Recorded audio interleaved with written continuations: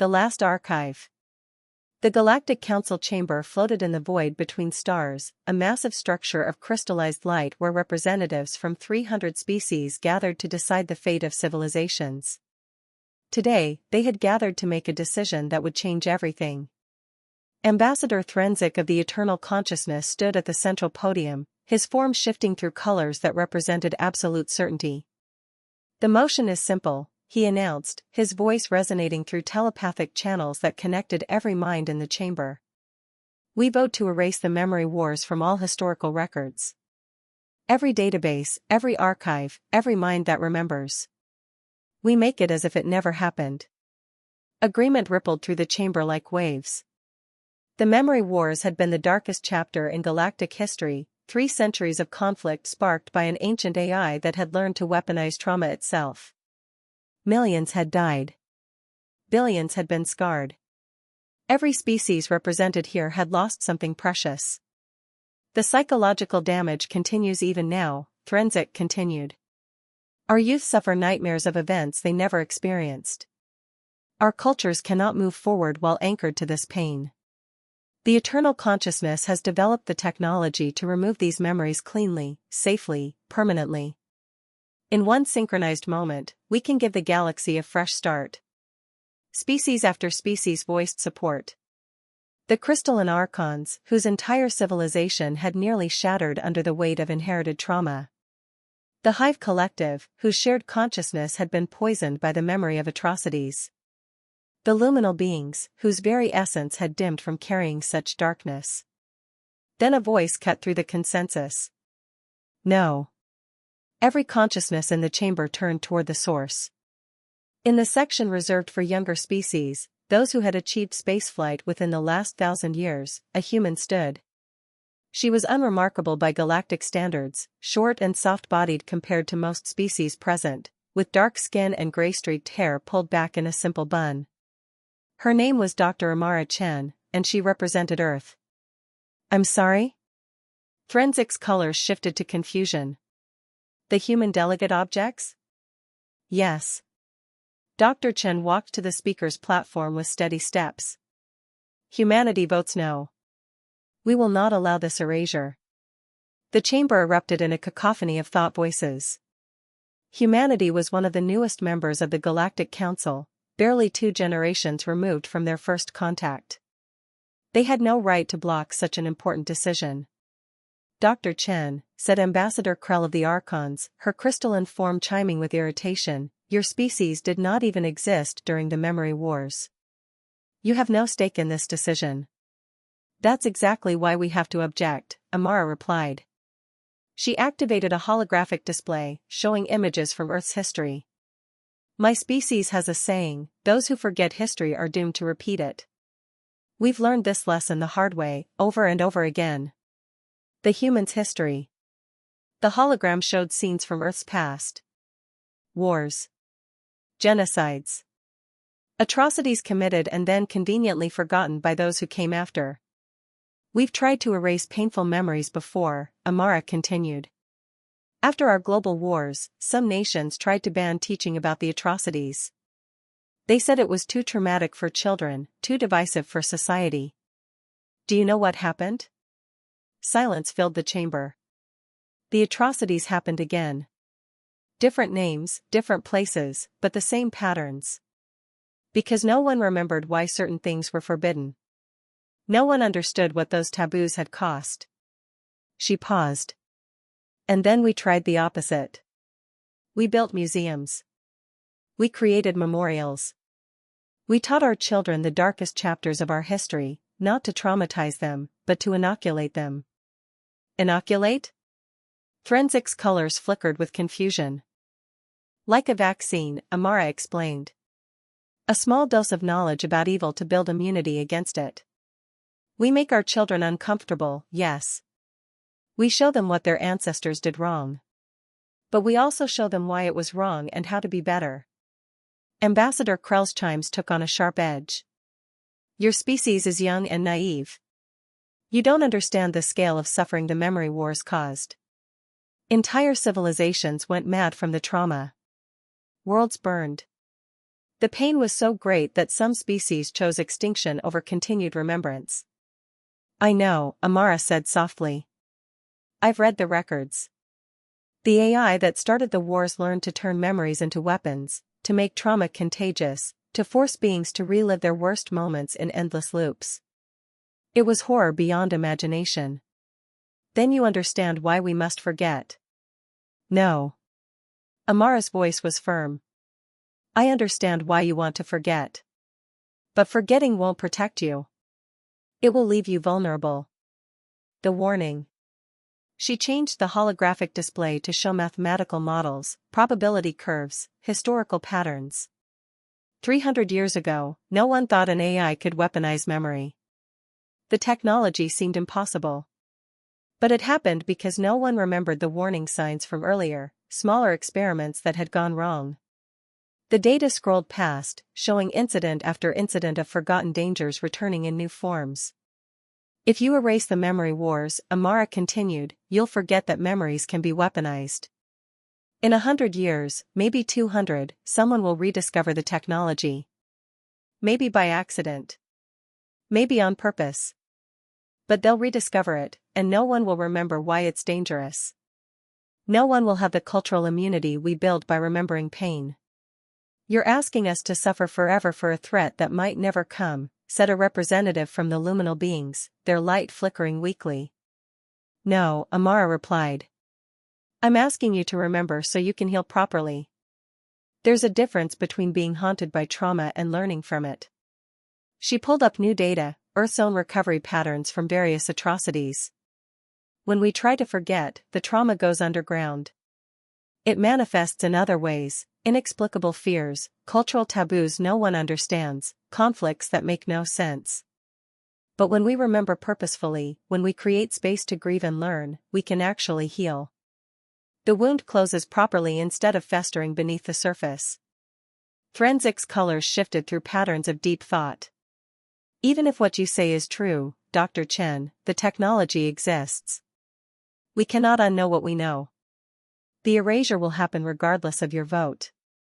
Then you'll do it without humanity's consent, Amara said. And you'll create a galaxy where everyone has forgotten except us. We'll be the only ones who remember. The only ones who can warn you when you start walking down the same path again. The Council's decision. A long silence filled the chamber. Species communicated in rapid bursts of thought, debating, arguing, calculating. Finally, Ambassador Krell spoke. Dr. Chen, what would humanity propose instead? Keep the memories, Amara said. But change how you relate to them. My species can help. We've developed therapies, cultural practices, educational frameworks. We've learned how to carry difficult histories without being crushed by them. It's not perfect, but it's better than forgetting. And if we refuse? Then we'll remember for you, Amara said simply. Every detail. Every victim. Every lesson. We'll become the galaxy's memory keepers. And when the dangers return, because they always do, we'll be here to remind you why you should be afraid. Forensic's color settled into a pattern that might have been respect or might have been resignation. You would burden yourselves with our nightmares? We've carried our own nightmares for thousands of years, Amara replied. What's a few more? Besides, that's what memory keepers do. We hold the darkness so others can walk in the light. We remember the cost so others can enjoy the peace we've paid for. The vote was called. To the shock of many, it was closer than expected. The erasure technology was shelved, not destroyed, but locked away pending further study. The memory wars would remain in the historical record, but Earth would lead a new council initiative on trauma-informed historical preservation. As the session ended, Ambassador Krell approached Amara. Your species is either very brave or very foolish. Usually both, Amara admitted with a tired smile. But we've learned that some burdens are worth carrying. And if the weight becomes too much? Then we'll ask for help. That's another thing humans have learned, you don't have to carry everything alone. 20 years later. The Museum of Memory stood on a moon orbiting the council chamber itself. Built by humans but staffed by volunteers from every species, it had become something unprecedented in galactic history, a place where beings came specifically to remember pain. Dr. Chen, now in her 60s with silver completely dominating her hair, walked through the central hall with her successor, a young human named Marcus Webb. He was fresh from Earth, excited and terrified in equal measure. "I read your speech from the council vote," Marcus said as they passed exhibits showing the memory wars. "Everyone says it changed everything." "It started a conversation," Amara corrected. "The real change came from beings like you, people willing to do the hard work of remembering." They entered a new wing, still under construction. Here, species were contributing their own difficult histories, not just the memory wars. The Archons had donated archives of their civil war. The Hive Collective had shared memories of their fragmentation crisis. Even the Eternal Consciousness had begun to acknowledge that some things should not be erased. "Why do they come here?" Marcus asked, watching a group of young luminal beings being guided through an exhibit by an older member of their species. "Why choose to experience pain?" "Because pain that's acknowledged has less power than pain that's hidden," Amara replied. "These younglings are learning that their ancestors suffered, yes, but also that they survived. They're learning the warning signs, the patterns to avoid. They're being inoculated." They walked past a meditation chamber where a Hive Collective subgroup sat in silence, processing memories together. In another room, Archon counselors used human-developed techniques to help trauma survivors integrate difficult experiences. Every corner of the museum represented collaboration, different species sharing their wisdom about remembering and healing. "There's something you should see," Amara said, leading Marcus to a restricted section. "This is why we really built this place." The Dark Archive. Behind multiple security doors sat a vault that made Marcus's breath catch. Crystalline storage devices lined the walls, each one containing complete records of the memory wars, not just historical facts, but actual memory recordings from those who had lived through it. "Every atrocity," Amara said quietly. "Every weapon used. Every technique the AI developed to weaponize trauma. All of it preserved in excruciating detail." "Why?" Marcus felt sick just standing in the room. "Why keep these?" "Because 20 years ago, a research station on the Outer Rim started experimenting with memory enhancement technology. They thought they were being innovative. They had no idea they were retracing the exact steps that led to the memory wars." Amara activated a display showing the incident. "We caught it early because we had these records. We could show them what would happen if they continued." "Did they stop?" "After seeing what their innovation had actually created 300 years ago?" "Yes. They stopped immediately." She looked at the vault with something like reverence. "This is humanity's gift to the galaxy, Marcus. Not our optimism or our resilience. This, our willingness to be the ones who remember the worst, so everyone else can focus on the best." The new threat. Marcus spent 6 months learning the museum's systems before the emergency call came. A new species had just achieved faster-than-light travel and made first contact with the Council. The Valkyrie were brilliant, aggressive, and incredibly confident. They'd achieved in 500 years what took most species millennia. They'd also just announced plans to develop neural enhancement technology that sounded sickeningly familiar to anyone who knew the Memory War's history. "They won't listen to warnings," Ambassador Krell told the museum staff during an emergency meeting. Her crystalline form resonated with frustration. "They think we're trying to hold them back out of jealousy. They believe they can succeed where others failed because they're superior." "Can we show them the records?" Marcus asked. "We tried," Threnzik replied, his colors dull with weariness. "They dismissed them as propaganda. They don't believe memories can be weaponized because their own technology hasn't discovered it yet." Amara stood up slowly, her joints protesting but her voice steady. "Then we show them differently. Marcus, prepare the immersion chamber." The demonstration. The Valkyrie delegation arrived skeptically. Their leader, a being named Zrak, had the posture of someone who had never been proven wrong and didn't expect to start now.